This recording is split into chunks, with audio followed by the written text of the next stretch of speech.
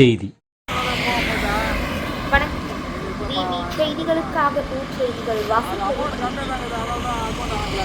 ராணிப்பேட்டை மாவட்டம் நெல்லி அடுத்த ஆட்டுப்பாக்கம் அருகே உள்வட்ட பாதுகாப்பு வாகன பிரிவு அணியில் பணிபுரியும் காவலர் அடையாளம் தெரியாத வாகனம் மோதி சம்பவ இடத்திலேயே பலி.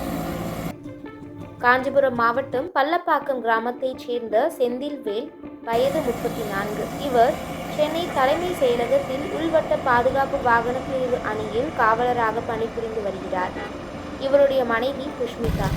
இவருக்கு 2 குழந்தைகள் உள்ளனர். இவர் தனது வீட்டிலிருந்து இருசக்கர வாகனத்தில் அரக்கோணம் ரயில் நிலையம் சென்று அங்கிருந்து ரயில் மூலமாக வேலைக்கு செல்வது வழக்கம். இந்நிலையில் இன்று வழக்கம் போல் காலை பணிக்கு செல்வதற்காக வீட்டில் இருந்து தனது இருசக்கர வாகனத்தில் அரக்கோணம் நோக்கி சென்றார். அப்பொழுது ஆட்டுப்பாக்கம் ரயில்வே கேட் அருகே பின்புறமாக அடையாளம் தெரியாத வாகனம் வந்து மோதியதாக கூறப்படுகிறது. இதில் நிலை தடுமாறி கீழே விழுந்து பலத்த காயங்களுடன் துடிதுடித்துள்ளார்.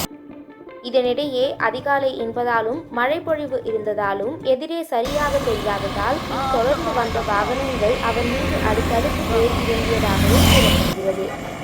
இதனால் உடல் நசுங்கி பரிதாபமாக அதே இடத்தில் உயிரிழந்துள்ளார். இதனிடையே அவ்வழியாக இருசக்கர வாகனத்தில் சென்றவர்கள் நெல்லை காவல்துறையினருக்கு தகவல் தெரிவித்ததின் பேரில் சம்பவ இடத்திற்கு விரைந்து சென்று காவல்துறையினர் உடல் நசுங்கி கிடந்த செந்தில்வேல் உடலை கைப்பற்றி பிரேத பரிசோதனைக்காக அரக்கோணம் அரசு மருத்துவமனைக்கு அனுப்பி வைத்தனர். இச்சம்பவம் குறித்து காவல்துறையினர் வழக்கு பதிவு செய்து விசாரணை நடத்தி வருகின்றனர். டிவி செய்திகளுக்காக விஜய் மற்றும் பாஸ்கர்.